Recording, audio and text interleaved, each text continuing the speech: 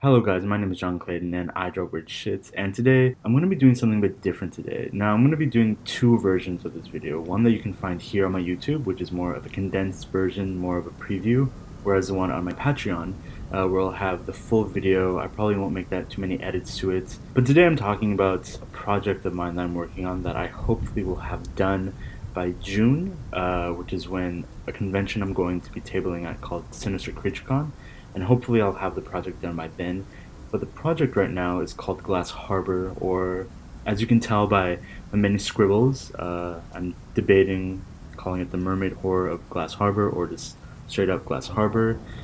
It is going to be a small zine, kind of, maybe in the vein of a zine. It's going to be a small booklet cataloging certain creatures and stuff on an island called Glass Harbor, and it mainly deals with cosmic mermaid horror. And as you can see here, this is a booklet that I made just to see how many pages I would need, all that kind of jazz. This was mainly just to see like layout stuff and all that kind of jazz, design stuff, placements, all that kind of jazz. And it kind of turned into a really nice exercise on how to like design books and stuff. But this is something I've been wanting to do for a while now.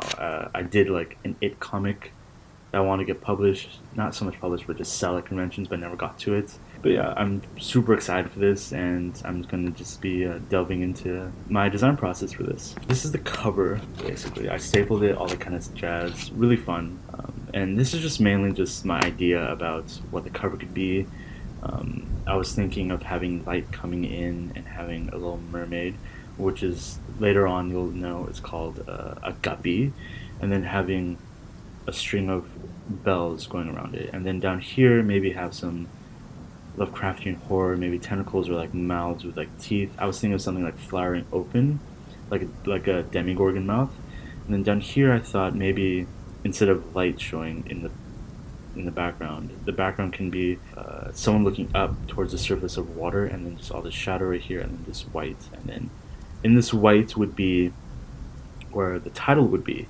And it was just thoughts of what I was what I was just designing and thinking of and all that. But yeah, this is basically the idea I'm gonna go with this. But yeah, let's turn the page.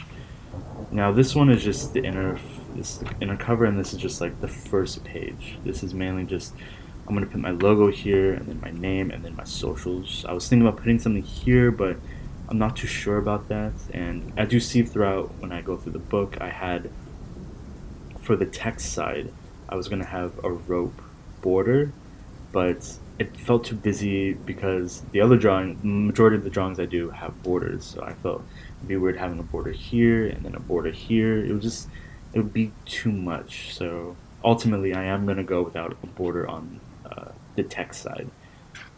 Let's switch over. Now this is the first thing This is called the well. And it's the main thing I want to focus on when I'm talking about Glass Harbor. This is the Glass Harbor section, just like a background of the island, how it was created, how it was founded, all that kind of stuff. But I don't give it to you all in one go. This will just be like a bare minimum, and then over time you'll see like a few things scattered here and there about the island and stuff and the inhabitants. But yeah, I actually switched these in the final copy that I'm going to be working on. This is just the rough draft, like I said. The text is going to be on this side, and then the illustrations will be on this side. I felt like it was easier to turn the page, read, and then look at what, after being informed about what you're going to be looking at on this side, it'll just be easier. Just things to think about. I didn't even think about that when I was thinking up in my head, but until I put it down on paper, I realized it would just be weird to see an illustration, and that it would just be a bit too clunky for me. Just personal preference, you know. Yeah, I went through a bit of design stuff here. I thought this was super clever of myself. I don't know if it's probably been done, but like when I was making the booklet, I was just putting down like really rough sketches and all that just to fill in space and see what it would look like. But then I started taping in little sketches of more fleshed out versions of the illustration, and this is that one. I was also experimenting with like the way the bells would look. The bells really tie into the mythos of the cosmic horror mermaid stuff in this. But this island worships a eldritch goddess called Mother Sill, and to talk to her, not so much talk to her, but to connect with her, they give her offerings into the well, You drop the offerings to the well and then come out the other side in an alternate dimension where she resides, called the parallel. But yeah, let's go on to the next one. Now this one was really fun for me to do. This is a lot of what I was talking about earlier with layering stuff and shit like that. I think I went overboard with them and I really liked what I did. But basically, like what I said, I did a rough sketch and then I just started adding on, you know, pieces of paper, taping it together. You know, I didn't have an idea for that, but then once I did, I cut it out and taped it on. And you see the rough sketches that I did just to flesh out the characters. And then there's that. And then just pull this down. This one also went through. Just an idea, you know. But this is the priests and nuns of the drowned liturgy. These people worship, the whole island worships Mother Syl, but these ones are the priests who sort of give her sermons on her behalf and all that, and the nuns as well. Over time, they get barnacles on them and all that. This was very, very fun to do. I'm not usually fond of doing human characters. I think that's why I really lack a lot of human face characters. I really like doing monsters where I don't have to show the face, or if it's like a character I can do fan art for, it's easy. I just need to brush up on my anatomy, basically.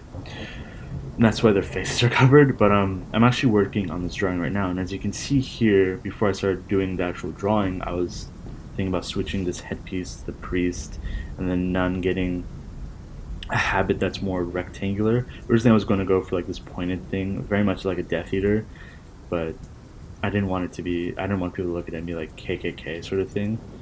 So, but